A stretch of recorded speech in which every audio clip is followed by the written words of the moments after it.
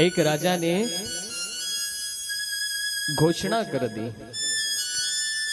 कि जिसके घर में पुरुषों की चलती हो वो ले जा करके घोड़ा ले जा सकता है, और जिसके घर में स्त्रियों की चलती हो वो सेब ले जा करके जा सकता है।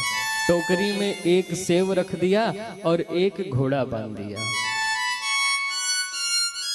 महाराज सुबह से रख दिया, टोकरी भर का सेब 1 मिनट में सब खत्म हो गया, क्योंकि माताओं की चलती थी, हर घर में माताओं की चलती थी, तो एक एक सेब उठा करके सब ले गए। राजा को लगा कि क्या मेरे राज्य में किसी पुरुष की नहीं चलती है क्या?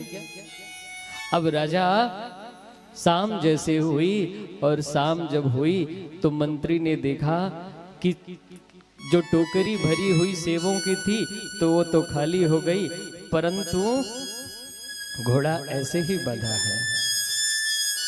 राजा का मंत्री गया और मंत्री ने घोड़े को छोड़ा और घोड़े को लेकर के चल दिया। राजा ने कहा कि तुम्हें कुछ पता है ये किस लिए रखा गया? बोला हाँ महाराज, मेरी चलती घर में, मैं लेकर के जाऊंगा। और उस घोड़े को लिया और घोड़े को लेकर के घर चला गया। जैसे ही घर गया और घर गया तो घर में उसकी पत्नी ने देखा तो बोला तुम्हारी बुद्धि खराब हो गई थी, ये काला घोड़ा लेकर के आए हो? अरे लाना था तो सफेद घोड़ा लेकर के आते। और उसको डांटा तो वो काला घोड़ा लेकर के आया राजा के पास और बोला महाराज ये मुझे काला घोड़ा आप ले लो, मुझे सफेद घोड़ा दे दो।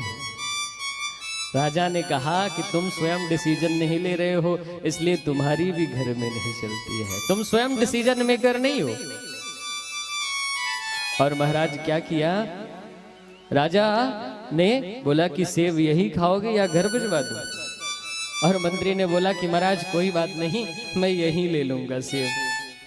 परंतु मंत्री ने कहा कि राजा साहब एक बताइए बात, आप बताइए, आपने शहर में 2 चीज रखा, क्या? बोले कि आपने एक घोड़ा रखा, अश्व रखा और सेब रखा, इसके जगह आप गाय रख देते, इसके जगह आप गाय रख देते तो गाय का दूध सब पीते जो ले जाते।